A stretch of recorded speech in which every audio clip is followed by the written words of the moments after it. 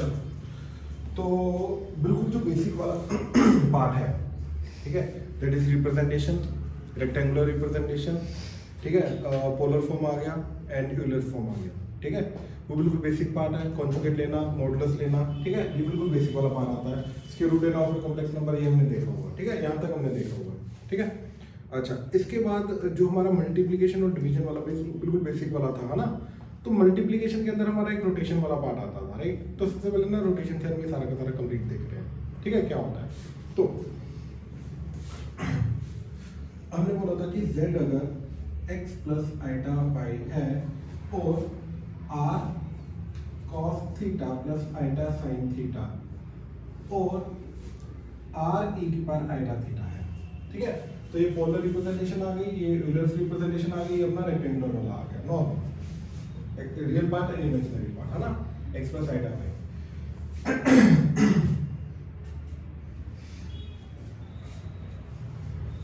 तो ये बन गया z, जिसका ये r है एंड ये एंगल थीटा है, ठीक है।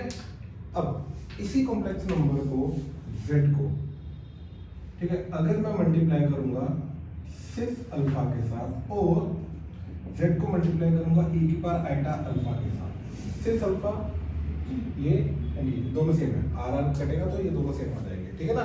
तो सिर्फ अल्फा के साथ, ठीक है, तो इन्हें वे हो क्या रहा है, एक्चुअली में z क्या था, r e की पावर आइटा थीटा और r e की पावर r सिर्फ थीटा, ये था। इसको किससे मल्टीप्लाई कर रहे हैं, e की पावर आइटा अल्फा से या फिर सिर्फ अल्फा से, ये मल्टीप्लिकेशन हो रहा है, ठीक है। क्या बन के आ जाएगा ये, r e की power iota theta plus alpha और r सिर्फ थीटा प्लस अल्फा, ये बन के आ जाएगा, ठीक है। अब ये कैसे हुआ, ठीक है, यहां से ये कैसे आया, ये करके देख सकते हैं हम, that is cos theta plus iota sine theta, ये मल्टीप्लाई हो गया cos alpha plus iota sine alpha से। तो मल्टीप्लाई होने के बाद क्या आ जाएगा, ये दोनों मल्टीप्लाई हुए तो cos थीटा cos अल्फा, ये दोनों मल्टीप्लाई, आइटा का स्क्वायर हो जाएगा माइनस, तो minus sine theta sine alpha plus iota times, ये दोनों मल्टीप्लाई हुए तो क्या आ जाएगा साइन थीटा cos अल्फा, और ये दोनों मल्टीप्लाई हुए तो ये आ जाएगा cos थीटा साइन अल्फा।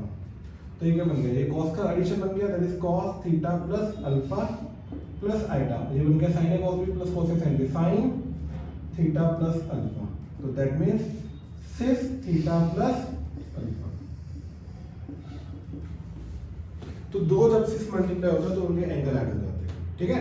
तो वही चीज हुई, और या फिर दो अगर एक्सपोनेंशियल मल्टीप्लाई होंगे तो उनकी पावर ऐड हो जाएगी, और एंगल जो होता है इनपुट जो है वो वही हमारा जो आर्गुमेंट है वही पावर में, ठीक है ना। तो कहने का मतलब हुआ क्या, मॉडुलस वही रहा लेकिन एंगल जो है वो अल्फा ऐड हो गया। तो किसी भी कॉम्प्लेक्स नंबर को z को जब मैं सिर्फ अल्फा से या e की पावर आइटा अल्फा से मल्टीप्लाई करूंगा तो इन दैट केस उसका एंगल जो है अल्फा एंगल ऐड हो जाएगा, बढ़ जाएगा, रोटेट हो जाएगा, लेकिन r विल रिमेन सेम, यानी कि उसका जो ओरिजिन से डिस्टेंस है मॉडुलस वो सेम रहेगा। तो ये ऐसा हो जाएगा,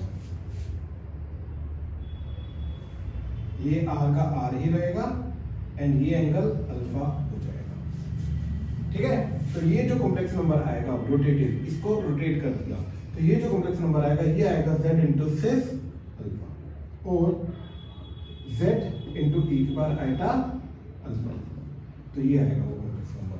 क्लियर है, ये तो बिल्कुल बेसिक पार्ट हो गया। तो इसका मतलब ये है कि तो z theta plus alpha, z theta plus cis theta, नहीं z तो सिर्फ यही है ना थीटा, अच्छा, वो z को मल्टीप्लाई किया सिर्फ अल्फा के साथ, तो फिर उस बाद में मल्टीप्लाई करने के बाद उसका एंगल चेंज हुआ, ठीक है ना। अब जैसे सिर्फ पाई बाय 2, सिर्फ पाई, सिर्फ माइनस पाई बाय 2, ये बिल्कुल स्टैंडर्ड है, ठीक है। ये रोटेशन के फैक्टर है, ये हमें पता होना चाहिए, ठीक है। क्या ये क्या जाएगा, cos pi by 2 plus iota sine pi by 2, ये होता है 0, ये होता है 1, तो बचेगा सिर्फ आइटा, ये cos pi plus iota sine pi, sine pi 0 cos pi -1, तो ये आ गया simply -1, cos minus pi by 2 plus iota sine minus pi by 2, ये 0 हो गया, ये -1 हो गया तो बनेगा माइनस आइटा। तो इसका मतलब ये कि किसी भी चीज को सिर्फ पाई बाई 2 से मल्टीप्लाई करूंगा या फिर आइटा से मल्टीप्लाई करूंगा तो वो 90 डिग्री, जो इसका एंगल है 90 डिग्री, उतने एंगल से रोटेट हो जाएगा, यानी कि वो 90 डिग्री एंटी क्लॉकवाइज रोटेट हो जाएगा। तो किसी भी कॉम्प्लेक्स नंबर को आइटा से मल्टीप्लाई करोगे वो अराउंड ओरिजिन 90 डिग्री रोटेट हो जाएगा। ठीक, -1 से करोगे तो अगेन अराउंड ओरिजिन वो 180 डिग्री रोटेट हो जाएगा। माइनस आइटा से मल्टीप्लाई करोगे तो वो क्लॉकवाइज, इस बार माइनस 90 डिग्री रोटेट होने का मतलब क्या है, क्लॉकवाइज 90 डिग्री रोटेट हो जाएगा। ठीक है, जैसे 2 प्लस आइटा है हमारे पास कॉम्प्लेक्स नंबर। ठीक है, अब इसको आइटा से मल्टीप्लाई करें, ये z है ना, नहीं तो z इंटू आइटा कर रहा हूं, क्या बन जाएगा 2 प्लस आइटा इंटू आइटा, क्या बन गया -1 2 आइटा प्लस 2 आइटा। ठीक है, दैट इज -1 इधर एंड 2 आइटा जाएगा ऊपर, तो -1 प्लस 2 आइटा। तो अब ध्यान से देखो, ये एंड ये 90 डिग्री रोटेट हो गया और ये डिस्टेंस सेम रहा, ये डिस्टेंस नहीं चेंज हुआ, 90 degree clockwise anti clockwise rotate हो गया। अब इसी कॉम्प्लेक्स नंबर को अगर मैं -1 से मल्टीप्लाई करूंगा, z इंटू -1, तो ये बन जाएगा 2 plus iota into -1, that is -2 minus iota, तो ये बन जाएगा ये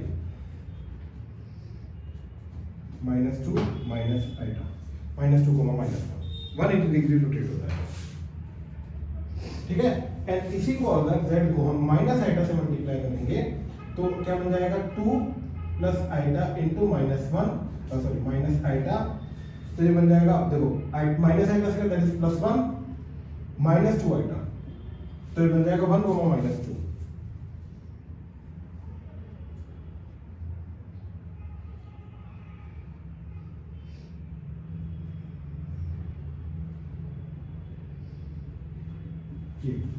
ठीक है ना, तो इस बार क्लॉकवाइज 90 डिग्री रोटेट हो जाएगा। ये क्लियर है? ठीक है, अच्छा अब हमें यहाँ पे जो इसके वेरिएशंस हैं वो क्या देखने हैं कि पहली बात तो जरूरी है कि वो ओरिजिन के अबाउट ही रोटेट हो ना, ये तो बिल्कुल जरूरी नहीं है, किसी भी पॉइंट के अबाउट रोटेशन हो सकती है। तो रैंडमली किसी भी पॉइंट का अबाउट रोटेशन कैसे करनी है, किसी एक पर्टिकुलर उसकी कॉम्प्लेक्स नंबर की, एक तो ये चीज देखना है। ठीक है, दूसरा लेंथ रोटेशन के बाद कैसे चेंज करेगी, ठीक है ना, लेंथ भी अभी चेंज करनी है, तो वो कैसे चेंज करेगी उसको हमें देखना है। ये बिल्कुल बेसिक पार्ट है, ये क्लियर है, ये नोट करो।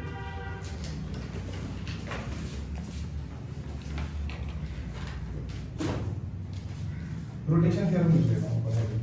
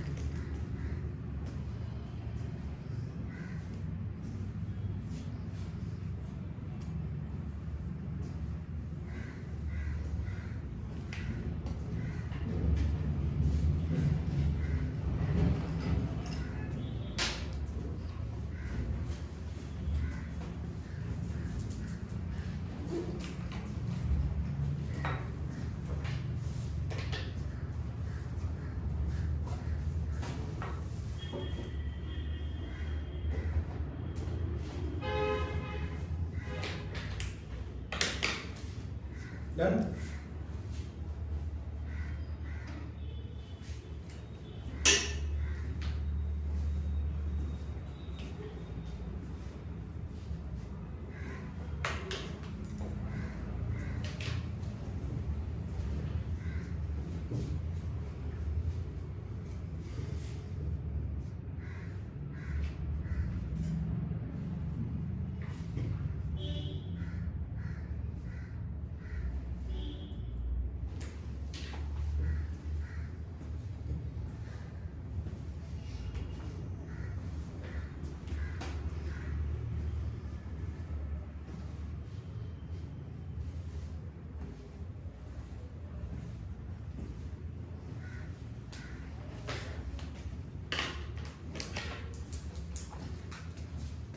एक ना ये तीन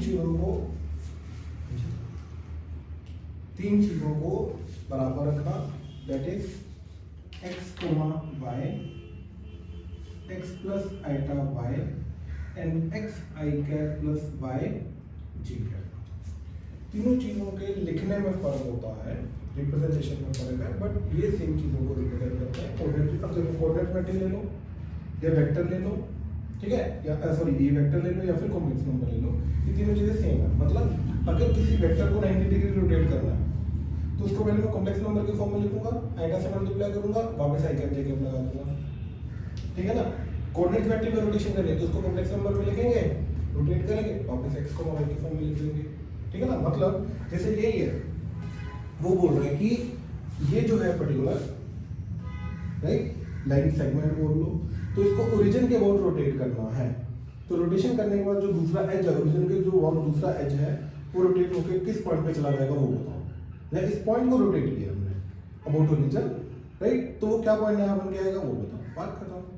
अच्छा ये तो स्टैंडर्ड हो गए, iota -1 minus iota, but in general अगर 60 डिग्री रोटेट करना है तो क्या करना पड़ेगा, e की पावर आइटा अल्फा या फिर सिस अल्फा। तो दिस इज द मल्टीप्लिकेटिंग फैक्टर जो कि अल्फा से रोटेट करेगा एंटी क्लॉकवाइज। ये है सॉरी ये है हमारा मेन, ठीक है ना। तो इसका मतलब ये कि अगर मेरे को 60 डिग्री एंटी क्लॉकवाइज रोटेट करना है तो इसके अंदर अल्फा की जगह क्या डाल दो, 60 डिग्री डाल दो, तो ये बन जाएगा cos 60 plus iota sin 60, that is 1 plus √3 iota by 2। ये 1/2 ये √3/2 मिलके बन जाएगा 1 प्लस √3 आइटा बाय 2। और अगर 30 डिग्री करना है, 30 डिग्री रोटेट करना है तो 30 डिग्री पुट कर दो, तो cos 30 प्लस आइटा sin 30 इस बार आ जाएगा √3 प्लस आइटा बाय 2। ये 30 डिग्री रोटेट हो जाएगा, समझे ना। तो 45 डिग्री करना है तो 45 पुट कर दो, cos 45 प्लस आइटा sin 45 तो 1 प्लस आइटा बाय √2, दोनों 1/√2 होते हैं। तो किसी भी एंगल से रोटेट कर सकते हैं, बस उसकी मेरे को साइन और cos की वैल्यू पता होनी चाहिए, रोटेशन हो जाएगा। पॉइंट समझ में आ रहा है? ओरिजिन ये रोटेशन अबाउट ओरिजिन हो रही है, ठीक है। तो इसके नीचे स्टार मार्क करके लिखो, ये लाइन लिखवा रहा हूं। If any complex number z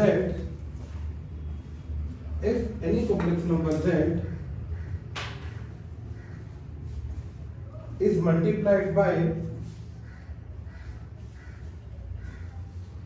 e की पावर आइटा अल्फा और सिस अल्फा,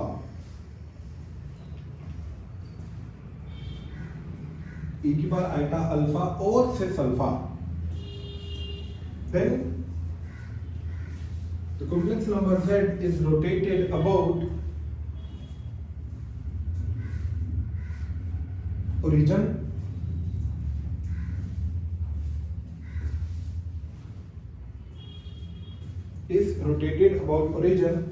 anti-clockwise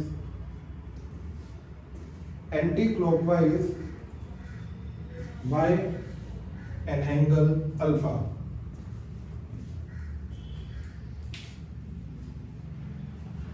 इसके आगे ब्रैकेट में लिख लेना, सिस अल्फा का जो r होगा वो 1 है, इसलिए इसके ब्रैकेट में जो मैंने लिखने के लिए बोला ना वो यही है कि keeping it's distance from origin same.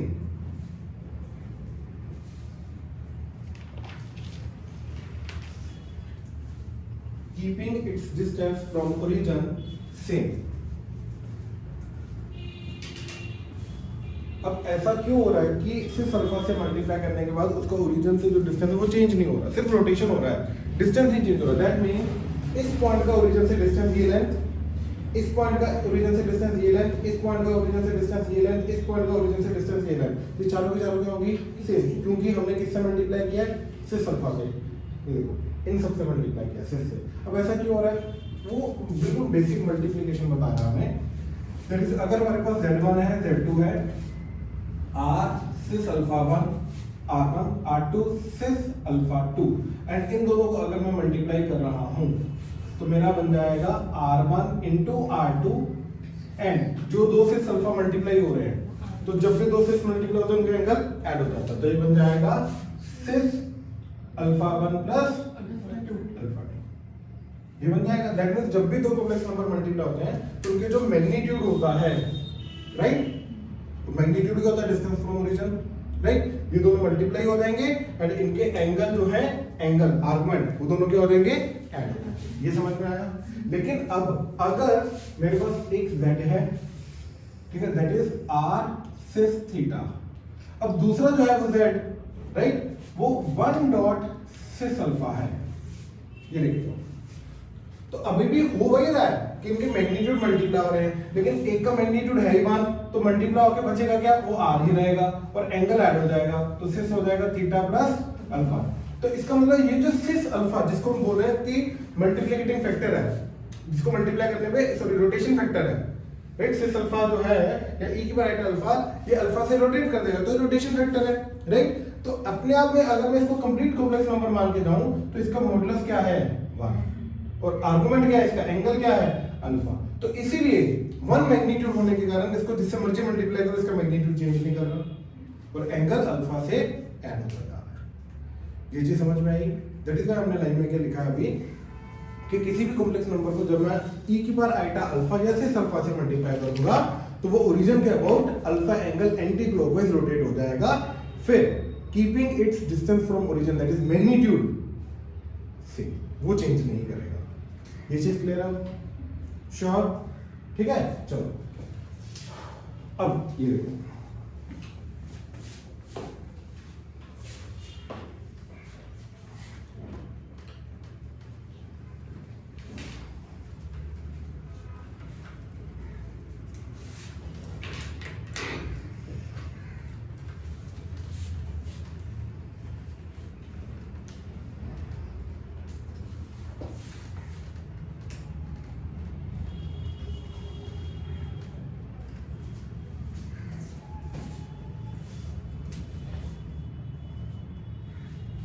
मान लो ये पॉइंट है Z1, ठीक है, ये पॉइंट है Z2, तो ये मैंने वेक्टर बनाया। वेक्टर कैसे मिलेगा, head minus tell, head minus tell करके क्या आ जाएगा, Z1 minus Z2 minus Z1, ये वाला वेक्टर होगा। अब right now it is head minus tell Z1 minus Z2, ये चीज क्लियर है। अब वो बोल रहा है कि इस वेक्टर को रोटेट करो। अब ये वेक्टर जो रोटेट होगा ऑब्वियसली वो Z2 के अबाउट रोटेट होगा, राइट।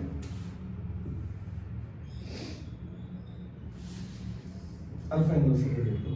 लेट्स से ये जो नया पॉइंट है, पॉइंट की मैं बात कर रहा हूं, let's say that is z, तो इन दैट केस ये वाला वेक्टर क्या हो जाएगा, z माइनस z2। अब ये वाला वेक्टर रोटेट हुआ अल्फा से, तो ये बना, तो इसका मतलब ये वाला वेक्टर को किससे मल्टीप्लाई करना पड़ेगा, cis alpha, that is z1 minus z2 into e पर आइटा अल्फा, तब जाके वो ये वाला वेक्टर मिलेगा, that is z minus z2 मिलेगा।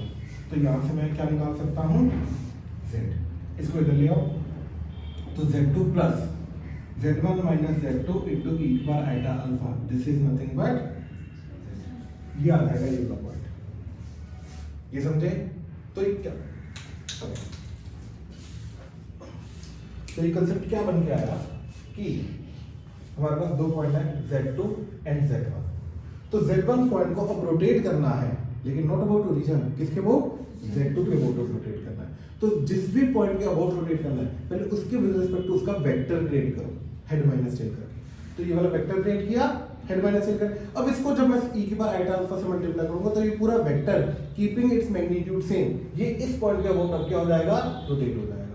जैसे रोटेट हो गया वो नया वाला वेक्टर आया, अब उसको हेड माइनस टेल करके उसका हेड निकाल लो, तो इससे मेरे को क्या मिलेगा कि ये वाला पॉइंट जो है वो इस पॉइंट के अबाउट जब रोटेट होगा तो ये नई पोजीशन इसकी क्या आ जाएगी, पता चल गया, बात खत्म। अब इसका एप्लीकेशन देखो जरा। मान लो हमारे पास है एक पॉइंट लेट्स से 3,1, ठीक है, एंड एक और पॉइंट है लेट्स से हमारे पास 7,2, ठीक। वो बोल रहा है कि एक स्केयर है,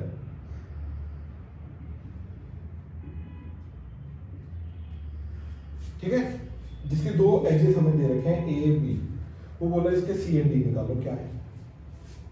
अब जो कोऑर्डिनेट ज्योमेट्री के पॉइंट ऑफ व्यू से देखें तो थोड़ा मुश्किल जाएगा, ऑनेस्टली थोड़ा मुश्किल जाएगा, ठीक है। मेरे को ये पॉइंट ढूंढना है, ये पॉइंट ढूंढना है, तो कोऑर्डिनेट ज्योमेट्री के पॉइंट ऑफ व्यू से कैसे करेंगे। मैं ये डिस्टेंस ढूंढूंगा, ये डिस्टेंस भी सेम होगा, इसका स्लोप आ जाएगा, राइट, m1 m2 -1 करके इसका भी स्लोप आ जाएगा। फिर इस पर्टिकुलर स्लोप का मतलब tan थीटा पता है तुम्हें, तो वहां से sin थीटा को थीटा निकाल सकते हो। तो इस पॉइंट से r डिस्टेंस तुम्हें आगे जाना है, r cos theta r sin theta का मतलब जो है x1 + r cos theta y1 + r sin, तो स्टिल मुश्किल है।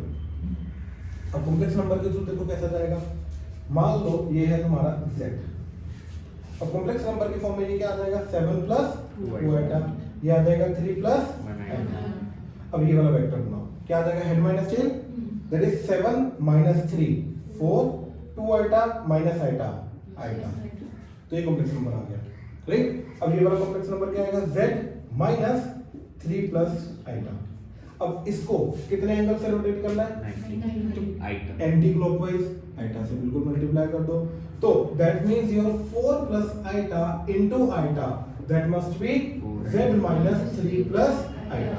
इसको भी इधर ले आओ, इसको भी मल्टीप्लाई कर दो, एक तो 4 आइटा बना, ऊपर से माइनस, इसको भी इधर ले आओ, इधर लाके बन जाएगा 3 + iota, that should be z, तो ये बन गया तुम्हारा 2 + 5 iota, that should be z। इसका मतलब ये होगा 2,5। ये पता चल गया। अब ये कैसे ढूंढोगे, से रोटेट कराएं, उससे रोटेट कराएं, उल्टा वेक्टर लेके आंटी बिल्कुल सही बात है, कोई और नहीं, और छोटा। सर ये वाला वेक्टर लेके उससे रोटेट कराएं।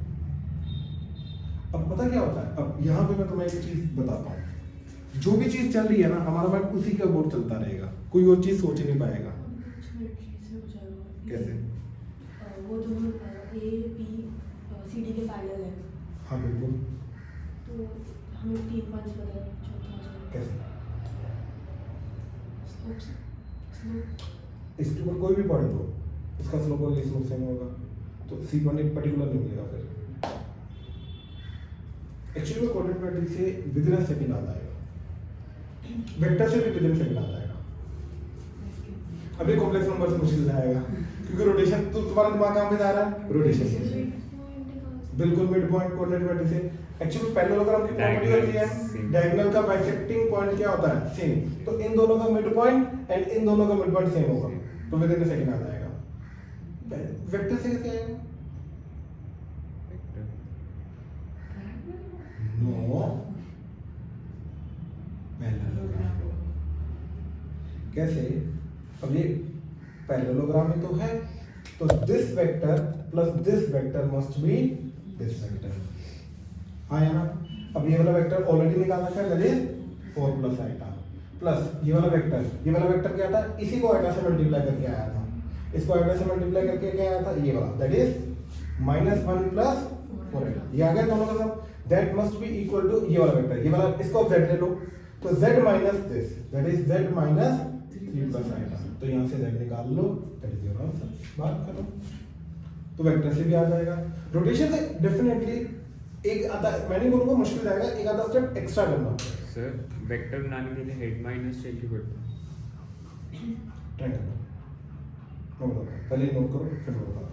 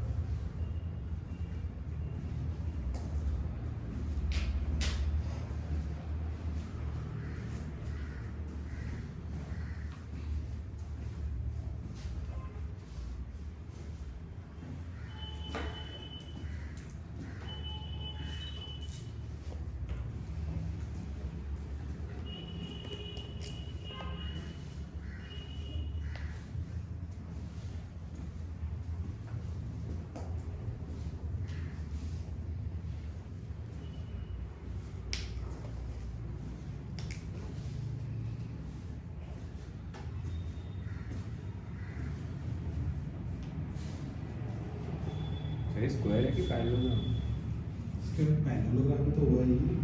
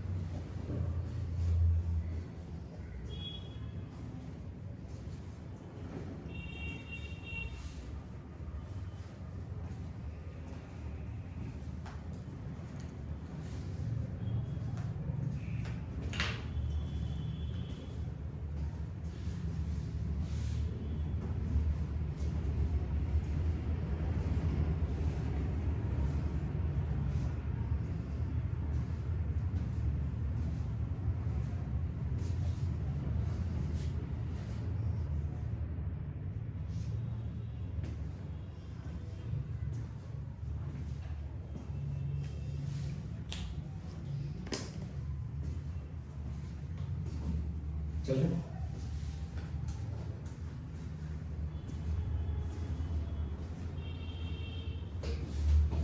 ठीक।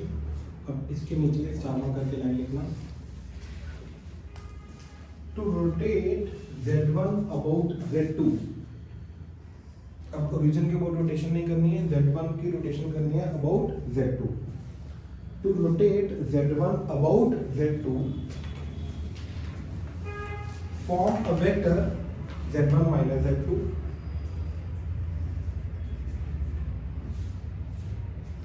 form a vector Z1 minus Z2 and then multiply it by e to power iota alpha.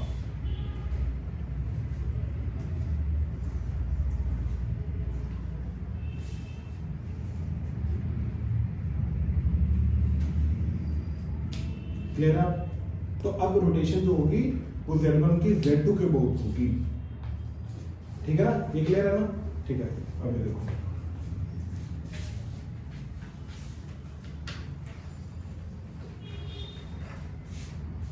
अच्छा, वो जो तूने पूछा था हेड माइनस हेड वाला, ठीक है ना?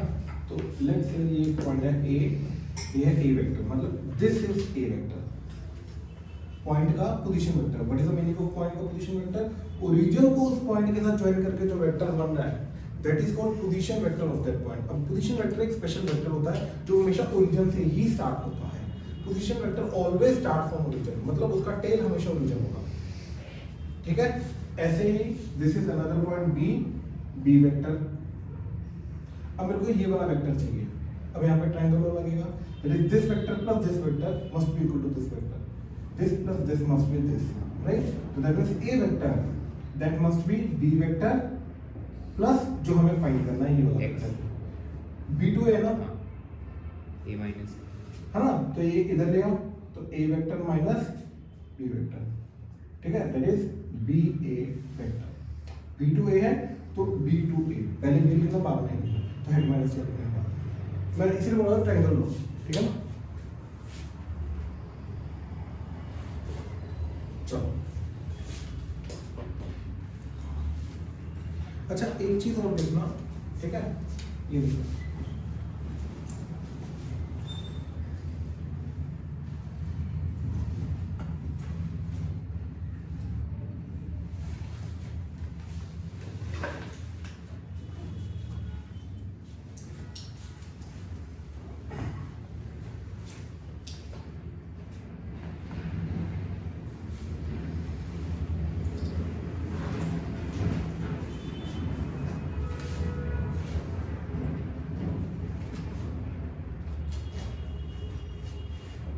वेक्टर सेम है, हेड माइनस टेल करो, ट्रांसलेट यस 1 माइनस 0 1 आई क्या, 2 माइनस 0 2 जी क्या, इसको देखो 6 माइनस 5 1 आई क्या, 5 माइनस 3 2 जी क्या, तो ये तो वेक्टर सेम बन के आया।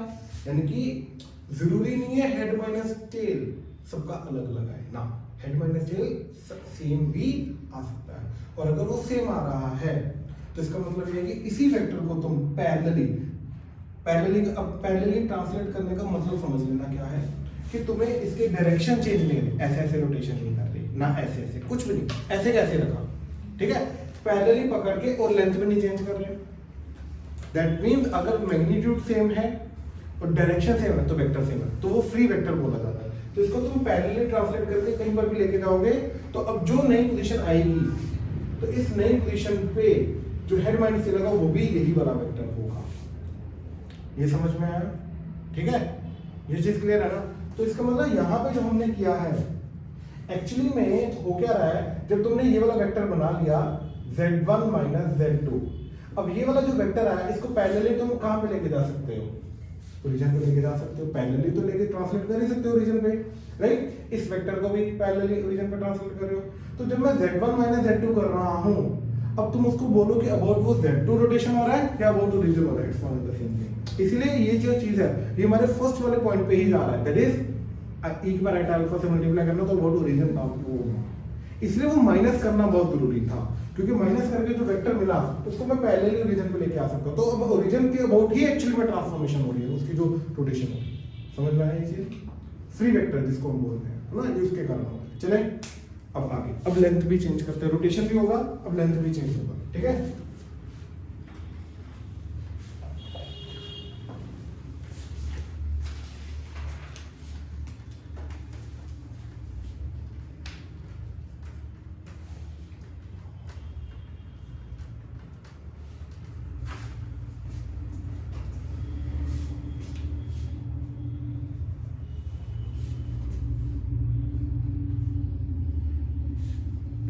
मान लो ये z1 है, ये z2 है, ये z3 है, बीच में एंगल है इनका अल्फा, ठीक।